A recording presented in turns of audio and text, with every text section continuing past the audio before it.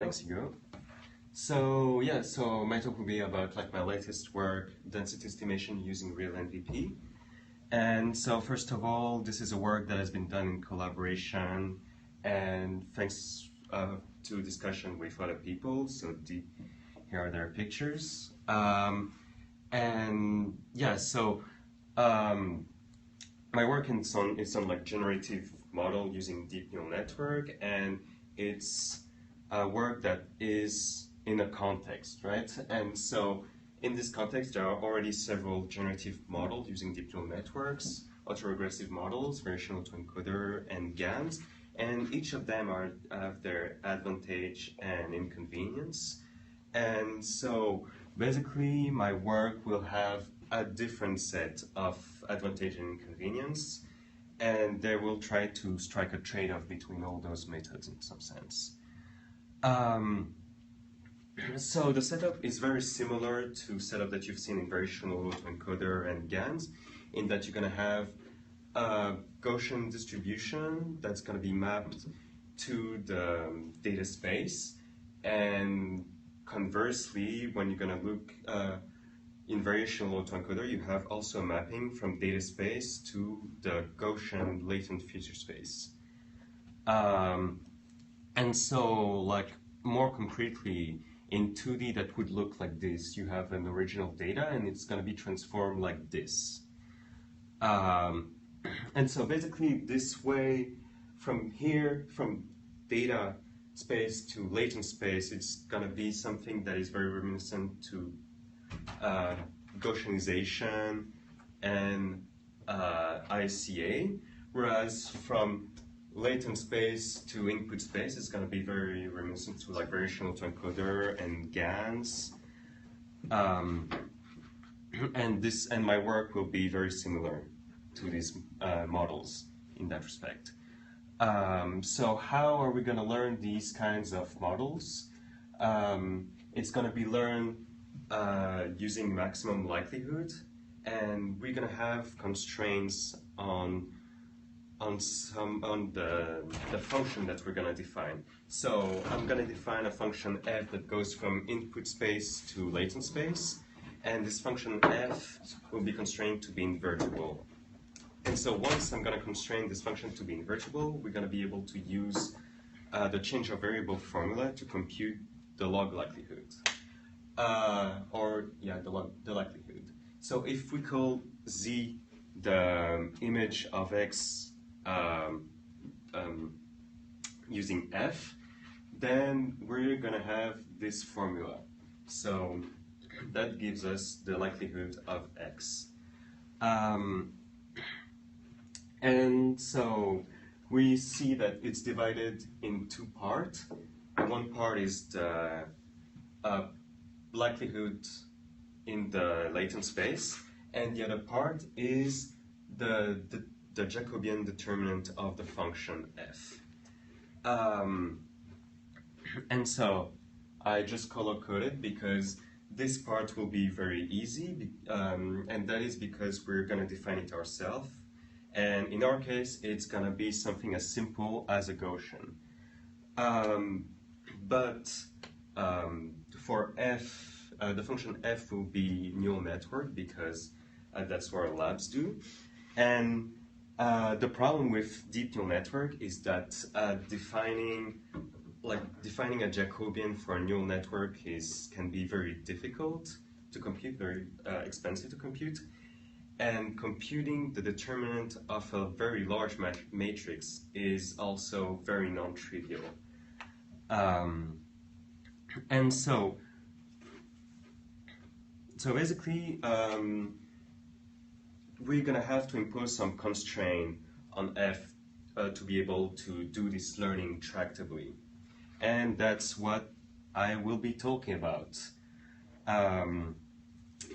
So a simple case of a tractable f will be, for example, a linear model with diagonal matrix.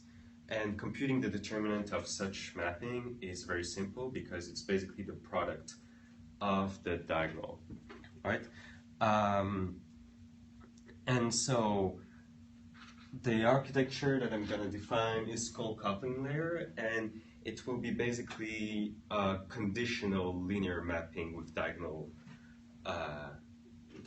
weights. So for that, we're just gonna define a partition of the input space. As in, we're gonna define a set of dimension, well, two subsets non-intersecting of the input space. And then we're going to define the coupling layer with the following equations. So one side will remain unchanged, and the other side will be a linear transformation of x2. And the parameter of this linear transformation will be a function of the part that wasn't changed. Sorry, so x is the latent space and y is the observation space? It's well, we'll see that it's going to be both. But is x the thing with the Gaussian distribution on it? Sorry? Is x the thing with the Gaussian distribution on it? No, it will be the input space. X will be the input space, and y will be an intermediary space. So for now, I'm just defining here a function. And what's s? And t? So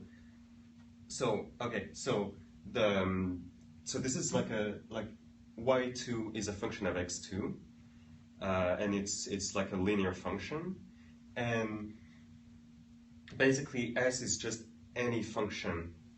S is basically any function of x1, and t is also any function of x1. So a basis. Sorry? A basis. Like a basis, like a regression basis. This is going to be a neural net. Yeah, TNS is going to That's be why I a was asking what S and T are. Yeah. Oh, okay. It's a deep neural network, for instance, but it can be any function. You just need to have the right interface in order to have the same dimensionality of x2 as for the output. Okay. So the output is the same size as x2. Yeah. The output space or the image of function t and s is the dimensionality of x2. Exactly. And this is going to be a useful setup for doing something with it. Exactly. So yeah. So we this, assume that it's differentiable or. yeah, we're gonna assume that s and t will be differentiable, and that's all we're gonna need. Bijective, probably also. No, it's t and s don't need to be bijective. It's the whole thing is gonna be bijective, as I'm gonna show you, regardless of t and s. So yeah, and this will be our building block for the function f that I've told you about before. Okay, so this can also be defined through binary mask. Like a partition can be, like a partition of two subsets can be defined with binary mask. But yeah, okay, the most interesting part with this coupling layer is its property. And so there are the two interesting things is that the tractable Jacobian determinant of a coupling layer is tractable. So here is a reminder of the equation. And so the Jacobian has this form. And so it's basically the identity matrix here. And this will be a diagonal matrix with diagonal coefficient exponential of s of x1. And this can be anything, and it won't matter because this matrix is triangular. And so because of that, the determinant of such matrix is tractable. But if S isn't bijective, this has a determinant 0, right? Because no. that lower right corner, right, is a square matrix that needs to be... This? Yeah. Oh, it's a diagonal matrix, and the coefficient of its diagonal matrix is exponential of s of x1. Yeah, but if S is not bijective, right, then that will not be, that will be a singular... As long as the entries are positive, Yeah, so this like matrix has a determinant, right? Which is what we want here because that's what we'll need. Oh, I see. Yeah, okay, that's fair. That's right. Okay. So yeah, and so like the determinant of this matrix will be the product of basically exponential of s of x1, and the other cool property of this coupling layer will be that computing the inverse will be very conceptually easy, and it will be pretty much a coupling layer itself. Sorry, why isn't there a multiplication by, why isn't the chain rule Sorry? in when you're saying the derivative of y in terms of x? Yep. And in that bottom right corner, I mean, it's probably just me being dumb, but like, why isn't there multiplied by the derivative of s? Why isn't the chain rule appearing here? Because is that what, or I guess that's the bottom left corner, right? Yeah. Okay. Okay. So, okay. And so given this equation, we can rederive from y1 and y2, we can rederive x1 and x2, and in a pretty simple way. And so the tractable Jacobian determinant will be very useful for tractable inference and computing tractably the log likelihood of a point using our model. And having an easy inverse will be very useful as to sample from our model.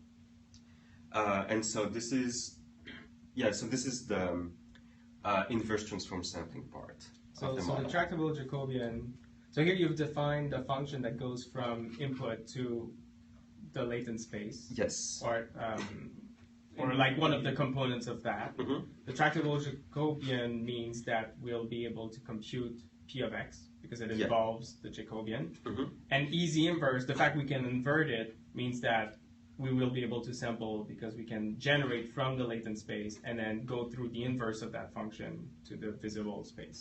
Exactly. Correct? Yes, that's correct. So what's the complexity of, what's the computational complexity of this determinant then? Of this determinant, it's going to be linear with dimension. There's like the complexity of computing S, and then it's going to be a linear complexity with dimension, with the dimension of y2 basically, because it's just a dy2, product. dy2 dx2, is that? It doesn't count in the computation of a Right. determinant of a Okay. triangular matrix. Yeah, cool. Yeah, of course. Yeah. Okay, so a coupling layer has all these nice properties, but unfortunately there's a problem in that a coupling layer leave one half unchanged. But there's an easy way to get around this, and it will be to basically compose those coupling layer. And so here, for example, you have one coupling layer, and then you're gonna put another coupling layer on top of it, which will change the part that was left unchanged before. And you're gonna keep going on like that, So basically. the new y1 becomes the x2, is that right? Exactly. Like the next layer, and then so you switch. Okay, yeah. Exactly. And so by composing those coupling layers, you still gonna conserve those desirable properties that coupling layer have, because we have this property for Jacobian and determinant, and which is basically that the Jacobian of a composition is the product of the Jacobian, and the determinant of a product of matrix is the product of determinant.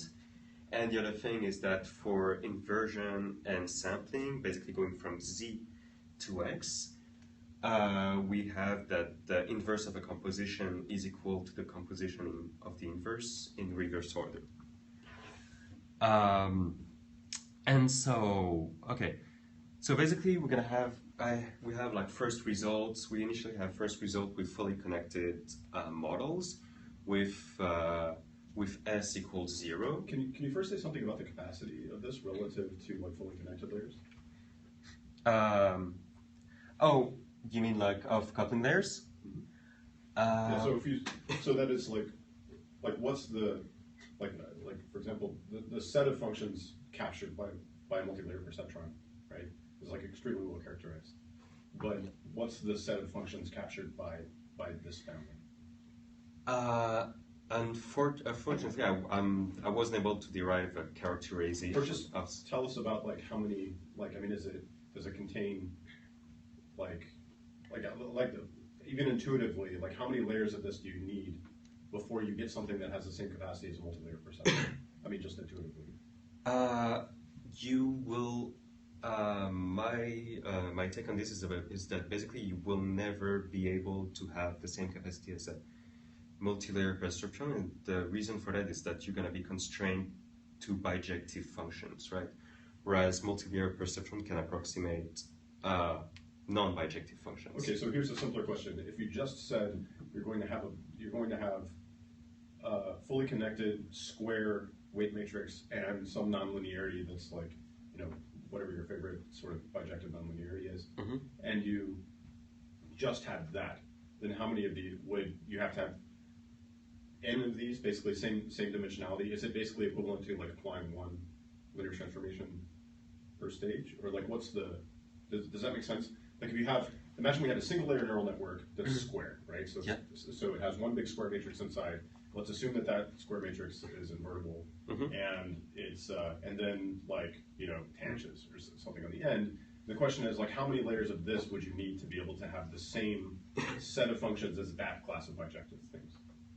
Okay, so we attempted to do so. Well, we attempted to analyze this using block LU decomposition type of analysis. The problem with that is that we only ended up analyzing the Jacobian, and then like transferring the analysis of the Jacobian to the function itself becomes tricky, right? So intuitively, so it's good for intuition, and it has been used like to design our model, this use of block LU decomposition, and how we can like do some algebra and matrix manipulation in order like to obtain something, to obtain any matrix. But once again, like the problem is that these analyses are done on matrices, on like the derivatives, and doing the transfer to the function space is, well, it's not easy. So, well, if you just count parameters, yeah. How many? I mean, is it basically? So, how many parameters are in one of your layers? In one of the coupling layers, yeah, well, it can be as big or as little as you want, right? Because S and T are arbitrary functions, right? So, well, let's not call them arbitrary functions. Let's make them like linear plus nonlinearity, which is right. Because that's what it's going to be like a. I see. So it can be a deep neural network. So you can. So if you make that really complex, then like what's the? Yeah, I guess that's kind of my question. It's like what's the? So you can definitely match the number of parameters. Yeah. So I guess here's the conjecture, which is that you need like a linear node. You need as many layers as you have dimensions in order to recover that functionality, right? I mean, the functionality of a single fully connected thing. Right, because it's basically quite. I mean, so then what you would be doing is essentially saying that you can sort of dial back the amount of complexity you actually need in order to make that determinant easier to compute. I mean, this seems like the core question, right? Like, how much are you giving away by, like, you're saying I can now compute this thing easier. Yeah. Like, so what's the trade-off? Okay. Is maybe a more direct way to ask the question. I see. Yeah. And unfortunately I can't. Okay, so like I would say the trade-off with respect to autoregressive models, for example, like there's the pixel RNN and pixel CNN models, right? And the trade-off with respect to these kind of models will be that that for inference you're gonna have with pixel CNN and pixel RNN, you're gonna have a higher ratio of computation to memory, whereas like for my model, we're gonna have like it's gonna use more memory for less computation, and that's okay. That's basically one of the trade-off we're striking right now. I guess I mean between the architectures, like you're proposing an architecture to replace the really obvious bijective thing with the statement that it's not cubic. And so now it's not cubic, it's faster. Yeah. That makes a lot of sense. But the model must, so I'm kind of asking, is that model smaller? Like, I mean, it kind of must be smaller. So I guess, so in what way is it smaller? and it's okay. So it's gonna be smaller. Well, it's smaller in the way that it's like it's kind of a factorization. So you're kind of learning a factorization, right? That like you're well. Like, and once again, I'm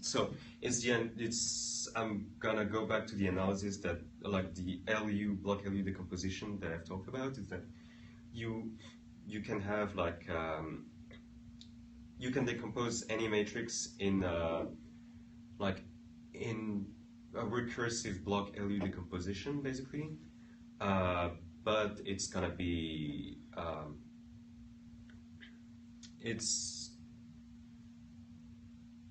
yeah, I'm trying to find like the right word for it. So you're gonna factor the matrix in a block LU decomposition, and it's you're basically gonna have like I think that you're gonna have like, well, first of all, you're gonna have more depth for like the same capacity, and which can incur some problem with like backpropagation, right? It's easier to train like a shallower model than like a deep model. I just mean the functions it can represent. I mean, ignoring just the training, like it can represent a set of functions, right? Mm-hmm. And it must be a smaller set of functions. Okay, yeah. And for that, it's not known yet. Like I've tried some analysis, and there's like this intuition of block LU decomposition, but once again, it remains to be done. Is it universal, like in the same way that like an MLP is universal? Well, once again, it can't approximate like non-bijective functions. Yeah, but if you have like within the set of bijective functions. Okay. And for that, I don't know. I don't know how to make an analysis like to approximate any bijective function, because it's not like an analysis for any function using any non-bijective function using an MLP, because like the analysis is basically doing like just doing local approximation, right, with a super wide shallow neural network. Yeah. And the fact is that since you have this extra bijective constraint, the analysis is less, it's gonna be more tricky. What's your guess? Do you think it is? My guess as for like how much you can approximate, I think that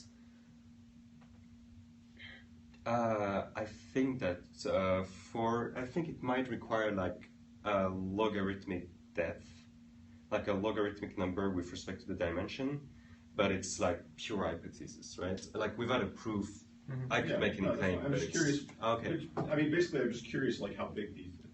Oh, okay. Well, do you think you'd get a sense if we saw the examples and then what that would look like with, Yeah. So yeah, like so empirically it can approximate like a lot of distributions, well, a lot of image distribution at least, and as like for any distribution, that remains to be seen.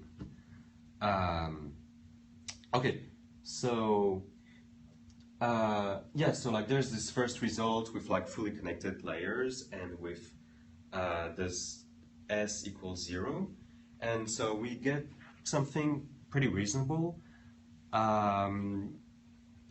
both in terms of samples, but also in terms of how it learns like a continuous latent space.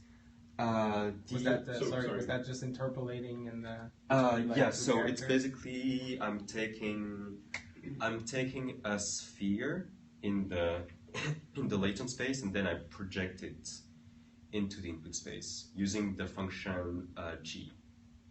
So, there's been a lot of density models proposed for MNIST like over the years. So how does it compare in actual log prop? So there's been several.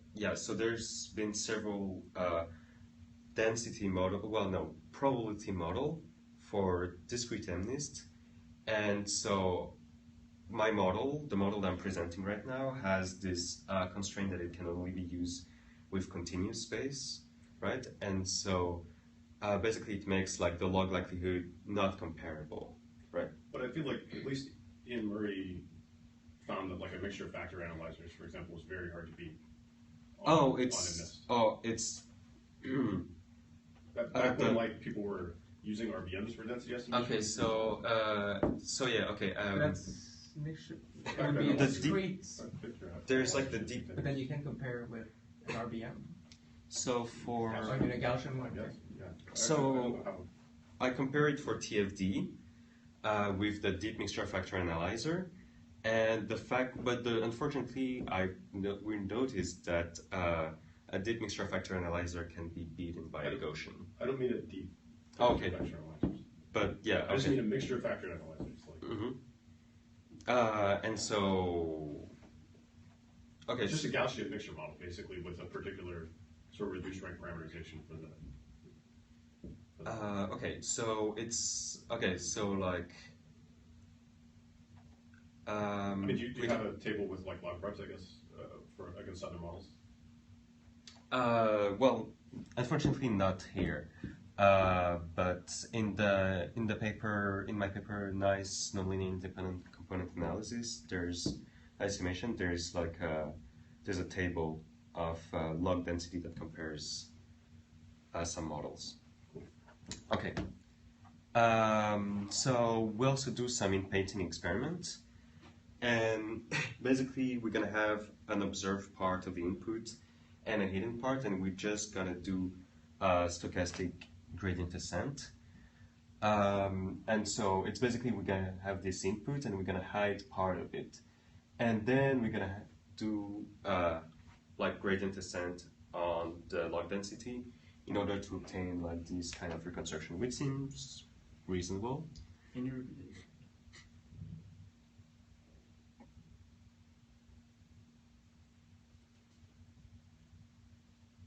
Okay, good. This is fully connected. This is fully connected. Yes. Okay. So do you evaluate in painting on like RMSE or Uh, log? Do you assign conditional log prob on the? So for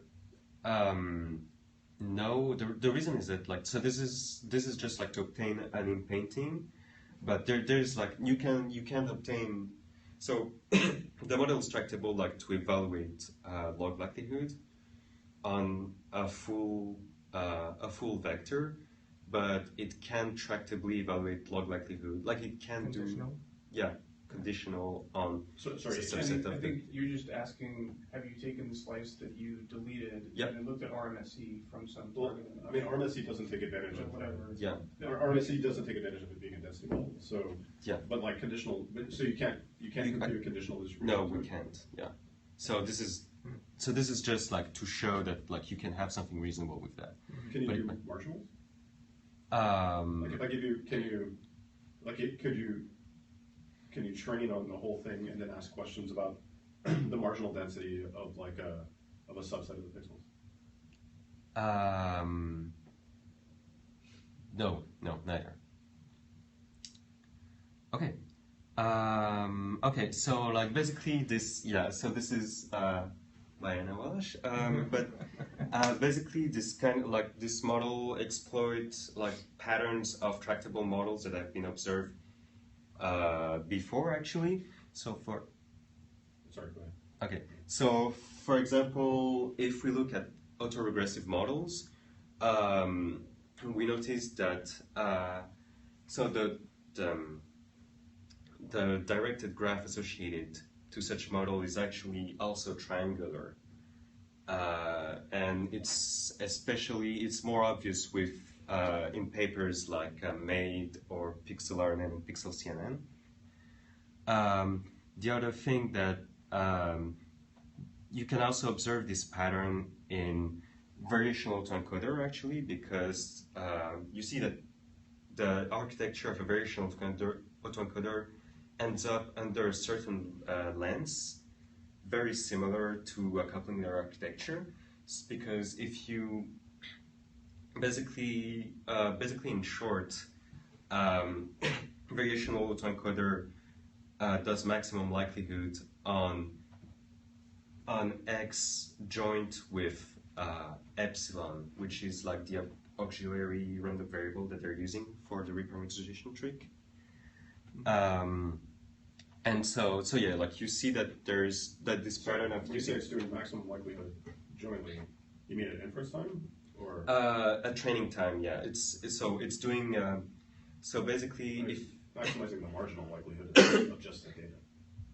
It's doing it's doing maximum likelihood of x and epsilon, and so more in detail, like basically if you look at how the variational autoencoder from epsilon and x obtains z, the original paper, it's basically a coupling layer, and hence the mug picture, and so then when you go from z to like the residual of x, like if you infer the condition, the mean of x given z, for example, then it's also a coupling layer architecture. And if you have z given x being a Gaussian distribution, then you basically end up having like a Gaussian distribution in the end. And so it ends up being like a two coupling layer architecture for maximizing, for learning the distribution, the joint distribution of x and epsilon, if that makes sense.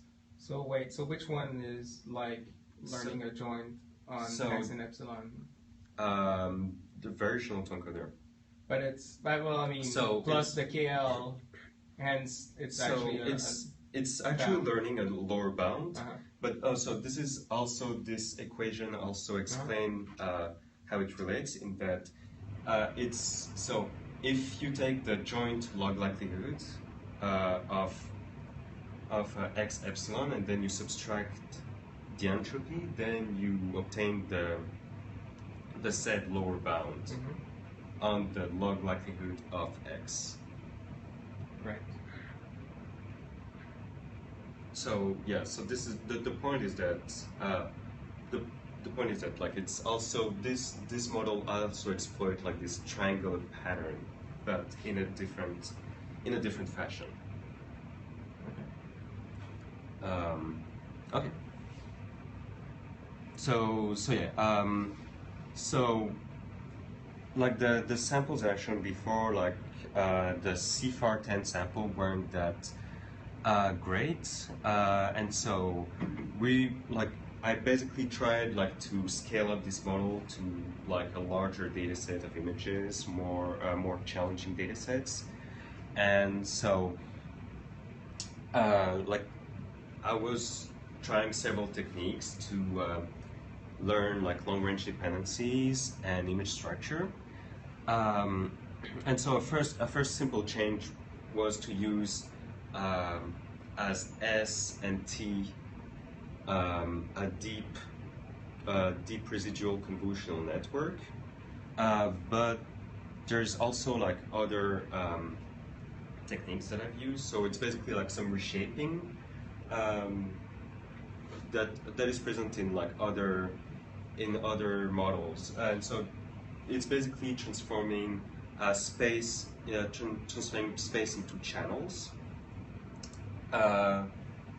and this is related in some sense to striated convolution, for example, and dilated convolution. And basically, like it's more the greedy detail of the architecture that I'm describing here, right? And so, so basically, I'm using like a coupling layer with this checkerboard pattern, and so like as described before initially on the coupling layer, we can define a coupling layer not just using partition but also binary masks. And so here I'm using a binary mask that is a checkerboard that follows a checkerboard pattern. That's defining x1 and x2. Exactly, yes. And then I'm doing this reshaping operation, and I'm using a different partition. And I'm gonna keep doing like using coupling layers operation using that new mask, like this new partition. And then I'm gonna keep doing this again and again. The problem with carrying all the dimension from one layer to another is that it ends up very expensive in terms of parameter and memory and computation. The other problem is that since you're moving everything to the Gaussian latent space through a very deep, what ends up being a very deep neural network, it makes also the model more difficult to learn because you only have like a very deep neural network. And so to alleviate that kind of problem, I'm using something that I call factoring out variables. And so basically what I'm doing is that I'm gonna first go through a sequence of transformation, and then I'm gonna exclude a part of the dimension which will be directly used that will be directly considered as Gaussian, and the other part will go through another cycle of transformation. And so the advantage of such factoring of dimensions will be that it's gonna ease the learning, and that's because it's very similar to deep supervision in ImageNet models, for example, that you have, for example, in Inception. And it's gonna use like less parameters and less memory and less computation because I'm not gonna carry the variables like all the way through, right? So yeah, and conversely, when you're gonna sample and invert the model, you're gonna first generate from a Gaussian, and then you're gonna go through this reverse cycle of transformation, and then with this transform variables will be concatenated with Gaussian variables, and this concatenation will go through another cycle of reverse transformation. Okay. So to facilitate the learning of the model using gradient descent, we're going to use additional techniques. And so there's the usual techniques like residual network, batch normalization, and weight normalization that were used.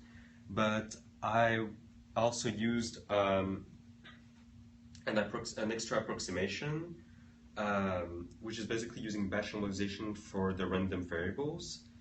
And so if we estimate the variance sigma square and mu, and the mean mu, then the batch normalization transformation is basically this, and we will make the approximation that this transformation has a Jacobian determinant of equal to the inverse of the denominator.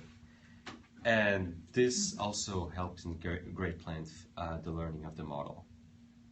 So the equation x from x normalized, that's a regular batch norm? That's basically, yeah, that's regular batch norm, but then you're saying essentially that the gradient you instead approximated using that. Is that what's going on here?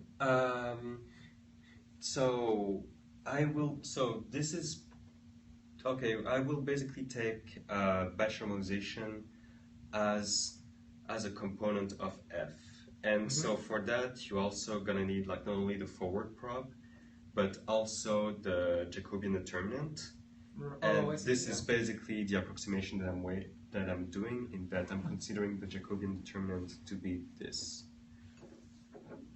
Okay, and how does that impact your estimate of the real density? So for training, it's going to be inexact. Okay, but once and for all, you estimate the moments and then exactly do the exact thing. As regular batch norm, you accumulated some moments, and then you use these final moments to evaluate log likelihood. And this is basically just a linear transformation with diagonal matrix, right? Gotcha. Okay. Okay. So this is like the qualitative result, and so we can see that it's pretty competitive with other methods, although it's not beating like strong models like Pixel RNN, for example, and Pixel CNN. It remains relatively on par. How do you deal with, remind me how you deal with the pixels being discrete here? Gaussian noise? Is that what you do? Yeah, okay, yes. So we're using like, it's basically not using Gaussian, but RNA. uniform noise? It's uniform noise, yeah. I'm using uniform noise, and I'm basically following the guideline that is also described in the note in evaluating generative models. Okay, cool. So, sorry, how are you, so these are accuracies or errors? Oh, sorry, these are bits per dimension, Okay. yes. So so this is like a log likelihood numbers, and this is the units is bits by dimension. Okay, and so this is like the more qualitative results, and so you can see that that the samples are relatively sharp, and the reason for that is that as opposed to other models like that relies on reconstruction error, well, this model doesn't rely on reconstruction error. It's on a fixed reconstruction cost, and that basically the model, well, allows the model to learn something that is maybe more perceptual in some sense. Sorry, so these are all, you said these are all samples from the model? Yeah. So I've always been curious, I mean, when you see images like this, I mean, have you done a search in the training set to see how similar these images are to a particular training example? What would you use to do that? Yeah. You could either embed them in the latent space or then look for them in the latent space, so that then you like see if they're the same, you know, I mean, you could do it in pixels, but also, because, you know, I mean, it always surprises me how sharp some of these kinds of things are. Yeah. And so I feel like a kind of a due diligence on any model like this is to ask the question, how close is this to the closest training example? Okay. But here he has log probes though. So unlike things like GANs, where you can't get any good estimate really of log probes, at least he knows he's not like overfitting in an insane way. Sorry, how does he know that? Because the test set log probes are not like really, really bad. Well, relative to other things. They would just be big. I mean, the test sets, yeah, so in the test set, if it was only generating training examples, the test set log probes would be really bad because he has the real log probes for his model, right? Unlike GANs, which can't really give you a good estimate. Yeah, no, that's fair. I guess, but you could imagine that it's just basically putting like little, it's like smoothing the test data, right? Yeah. So this is doing. Do you have Are there numbers I'm not for saying single this is a problem, Gaussian? but I'm saying these look so much like training data that it seems like a due diligence would be to just feel comfortable that, like if you put every one of those images, if you looked at the latent representation that you sampled from, and you looked at the training data and embedded the training data, and then looked to see who was the closest, whether or not you would basically get the exact same image. So you're doing well enough to like spark skepticism. Yeah. So what I would do. So that may be amazing, right? That's the answer. The visualization I think would be great. So if you got rid of 2 panels in type 1, you made it double wide, and then had these pairs of images, which is your generated image, then the nearest neighbor in your latent space. And then a cool video you could overlay on that is I would love to see. I've never seen this before. Adding perturbations. Exactly, yeah. So have an orbit around your sample point, and then see how their sample image changes. Because okay. If you can smoothly interpolate between stuff, or so this is what I'm gonna show later. So this is like So these are just the samples. But also, I mean, also like for image, they're good, they're sharp, and they're coherent. But there are other models that, sample-wise, are debatably better. Like for example, GANs. But I don't believe that. I don't believe those results either, I guess. Yeah. Okay. And so, just to be clear, I've never seen anybody do this when they show very nice pictures of generated faces. And there's also okay. So I'll take this opportunity to also point out that there's also another possible family mode with generative models is to only models a subset of it, which is very convenient. Like when you have limited capacity, if you want to generate very nice looking samples. But the fact is, because these models are trained with log likelihood, and you can actually measure, like, log likelihood penalize very strongly when you miss something, right? Yeah, I mean, the problem is, the problem is fundamentally ill-posed, right? Yeah. I mean, just to be clear, density estimation is an ill-posed problem. Yeah. Right? I mean, it just is, because the actual maximum likelihood estimate is the empirical distribution of your training data. Yeah. Right. And so everything you're doing is regularizing away from that in order to make the problem not ill-posed. Like bandwidth and Parson windows or whatever it is, like there's some knob you have to choose always in density estimation that reflects essentially your smoothness assumption about the density. In the absence of that, the maximum likelihood estimate is just like a bunch of delta functions on your training data. True. Well, although like your point also hold for like classification, like the solution is nearest neighbor, right? Well, it's not necessarily. I mean, yeah. So within I guess density estimation is kind of like worse, right? Yeah. In a sense, right? Because essentially you know exactly what the maximum likelihood estimate is always a priori. Yeah. So just out of curiosity, if I told you that, I actually don't have this result, but if I told you that a single Gaussian had worse log probs than this model, does that answer the like question that maybe it's just overfitting on the training set or not? I don't know. How's it think about it? But I'm wondering about that because I'm pretty sure that numbers for a single Gaussian are really bad, and you don't expect it to generate anything close to that. Right?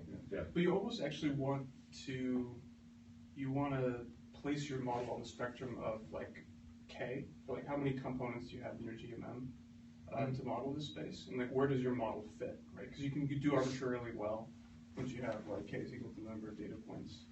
The training set, but not on the test set. You're gonna do horribly on the test set. Yeah. Like to me, that's the biggest sanity check of a method like this on like GANs. At least it doesn't tell you, oh, but all the test set has 0 probability. Yeah. So then you're like, well, of course you're memorizing the training set. I mean, that seems. Okay. So also I told you that I'm gonna show you interpolation, and I'm delivering. So this is like this whole. There's a lot of thing going on. So this is like you will be able like to check this out later on, but this is basically examples, samples, and then because the model is convolutional, you can basically try to generate bigger images and actually see how the model fails. So you're going to show us a path between two test examples? So yeah, and so this is actually path with several test examples, right? Can we see it? Sorry? Can you make it bigger, please? Sure. On the size that it was trained on? Yeah. So what is happening? Yeah. So okay, maybe wait. I'm just trying to There's see. an insect on the bottom. Oh yeah. So like there's basically like there's basically a bird on a hand, and there's basically a music instrument. This is like a fridge with several bottles. Oh, that's actually an image. Okay. Yeah. Sorry, we're going top to bottom? Oh no, it's interpolating with several images. Oh. So there's several images with which you interpolate, and so like you see that it like. I mean, as like for ImageNet. So which ones are the ground truth? Yeah. Which one are real images? So these, Oh, these, okay. and these. Okay. And anything so, in between is interpolation. Yeah, and so you can see that like several of these images like, and so I basically take 4 points and I do like a interpolation between them. And this part is Okay, so extrapolation the in some sense. Are the Sorry? Real images. Oh, so these corners are basically ground truth, Right. and then So it's on the far- basically it's like an extrapolation, like a circle extrapolation. Like basically, like this is very similar to this, and the reason is that it's basically stitched together. from this. Like this sphere. I'm basically sort of taking a sphere, taking those points, and I just map back this sphere in the latent space back to the. Wait, so interpolating then is not a smooth path, and You mean a linear path in your latent space. Sorry? Right, so can you point at there are 4 real images here, right? Yeah, here, One. here, and here. So you have 4 points, and then a sphere is sitting on top of those points. So then going from one to the other on the top line is not a linear path. Yeah, that's Your not a latent linear space? path, yeah. Oh yeah, what It's would be really a- cool to see is to take 2 training points Okay. and then just go right between them. Oh, okay, I see. Yeah, something like that. Is it a blend with like the cosine or something? Or the sine Yeah. or something? It's basically a cosine interpolation. Yeah, and you can. So, I mean, between like these looks like images for ImageNet, but it's obviously like not something real. But like for ImageNet, you see that it capture like the statistics of ImageNet, but these are not fooling anyone, I would say. At least from closer distance. So if you draw samples, this means if you draw samples from this thing, you'll always wind up with garbage? Stuff that looks like the interpolated example? Sorry? Oh, I mean this. Yeah, I mean you sample something and it's basically not gonna be. It's very likely that it's not gonna land on a point, Yeah, right? so why do the faces, is just the faces are a much smaller space? Is that the... Sorry? Oh. Yeah, what was Oh, so good at faces? I think Oh. this is the question. I mean because like. Less variation? Hmm? Less variations between Yeah, faces? there's less variation between What's faces, the and size it's like of, very. cell So it's 64 by 64. and the number of data points in the training set? Remember? That I don't remember. I don't have it in mind. Is the Celeb A dataset? I could look it up right now. It's okay. But okay. That's good. But yeah, it's the fact is that like Celeb A has less variation, has a lot less variation than ImageNet, right? Because these are all centered faces, as you can see here, actually. Can we see the bedrooms? Sure. That's right. Hello.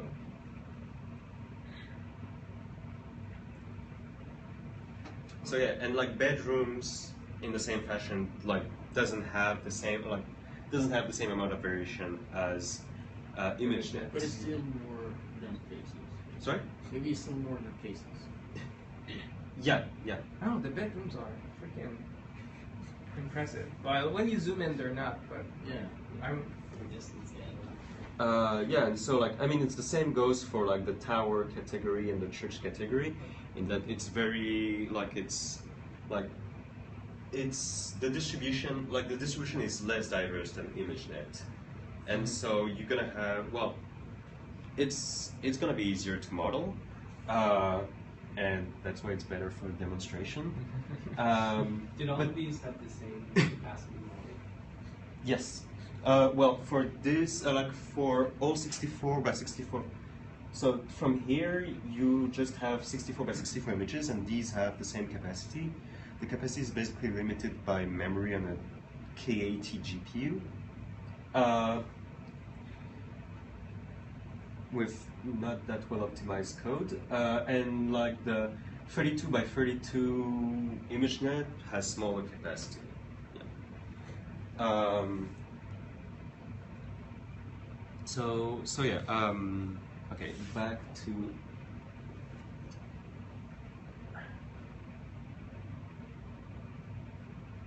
this. Okay. So yeah, you can see that the model have like capture sharpness and a degree of global coherence. It also capture like some notion of background, foreground, luminosity, and shadows. And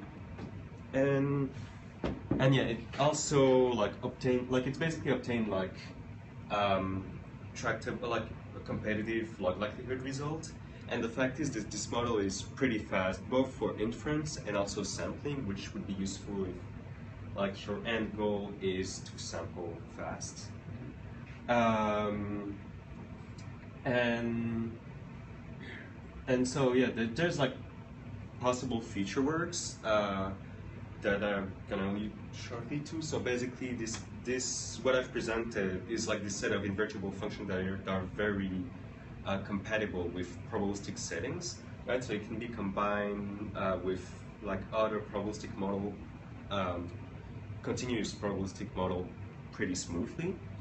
And the other thing is that these invertible neural network structure can also be used for other applications than probabilistic models. Like you can basically learn a feature space that follows,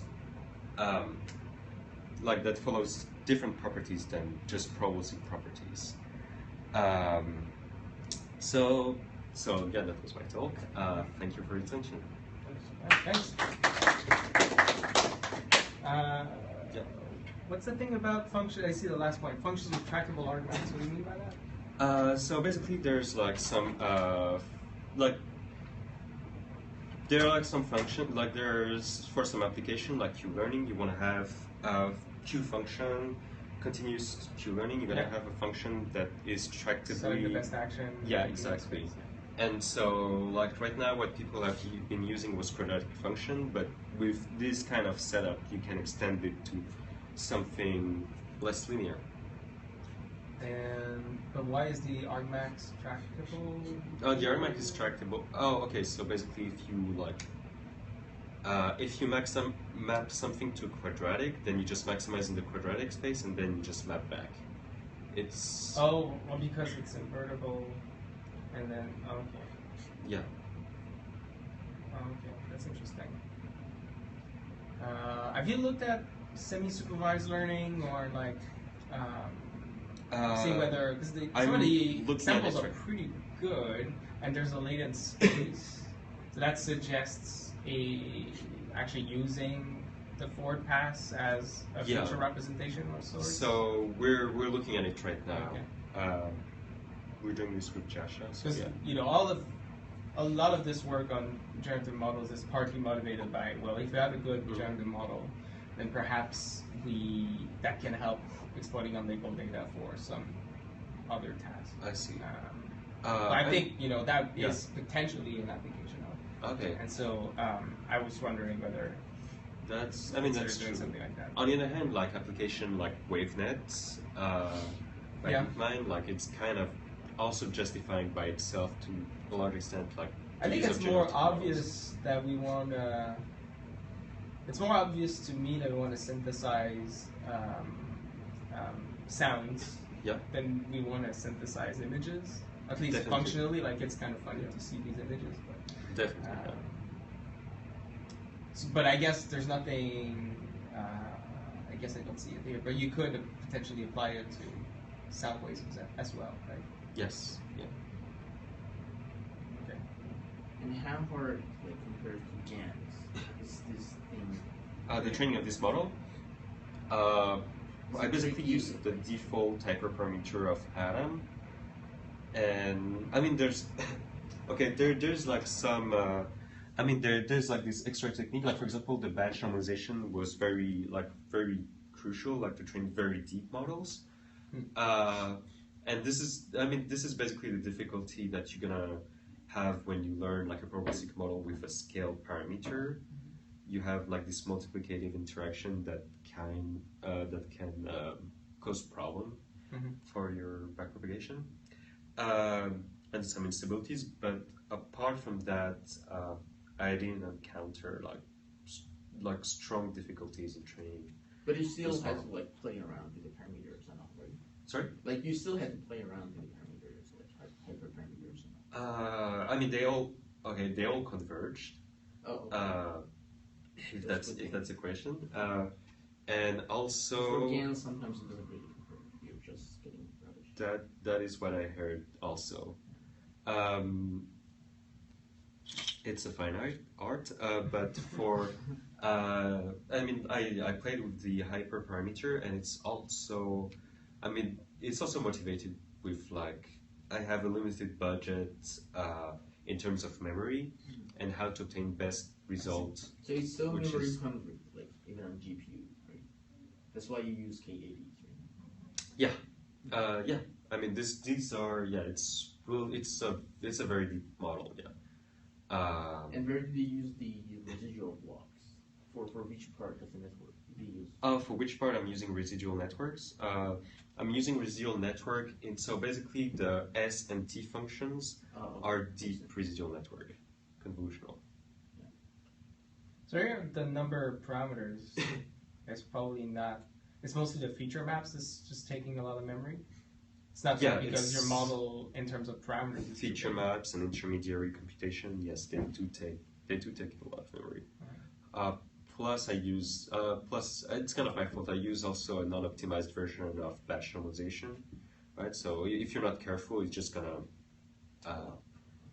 just use twice as much memory as it should. Okay. And how? There's have you what is this implemented in Theano or TensorFlow? It's implemented in TensorFlow for now. TensorFlow. There's a feature of MXNet which might actually be, it's not always appropriate for stuff, but I think it might be appropriate for this, which is called checkpointing. So not per epoch checkpointing, but the idea of dropping intermediate computation, the storage of intermediate computation, in lieu of recomputing it when you're in the backwards pass. So basically dropping like the activations or whatever, and that can take the memory budget down by like 80%. Depends on how aggressive you are, and it's obviously a trade-off of compute, but it can be generally quite a good idea if you have like memory-heavy models. Okay. So I think it's out of the box in MXNet, but you should check it out if that's interesting to you. Okay. And how long does it take to train? The whatever capacity you converged on some of these data sets. So and you don't do distributed thing, right? Sorry? You don't single distributed. I do distributed thing. And it takes like a few days to get something. Well, like it takes a day to have something that is like starting to look like the data set, and like 24 hours, and then like after a few days, it's still training, but I didn't have the patience. Interesting. And is there? I guess you mentioned that doing this sort of factoring is kind of like, indirect, or what do you call it? Not indirect supervision, but direct supervision. Yeah. Would pre-training make any sense here? Just starting with fewer layers and then adding on top of the F functions more and more. You could imagine just training the first set of coupling layers. Yeah, and then keep like Gaussianizing more and more. Yeah. In the end, like you still wanna. I suspect that you still wanna train in the end, like end to end. And the fact is that like not keep fixed the lower layers, but maybe just keep adding capacity essentially. You're talking about expanding S and T within each. Not S and T, just the number of these coupling layers, where you just so you essentially have like a few steps of the shuffling, right? So let's say you train the first part, and this is not the shuffling, the refactoring, I think we call it. So you train the first part before there's any refactoring as the complete model. That's a smaller model, so it should take less time. Yeah. And then say converge or something, and then you start, and then you say, okay, well I'm going to do the refactoring, I'm going to have my next, set of coupling layers, and I train jointly just this slightly increased, more capacity network where this has been initialized. I see. Would that make sense here, or do you suspect overfitting maybe of the earlier layers, or? So, I don't think that there's going to be an overfitting problem, but it's just that there is a non-negligible risk of like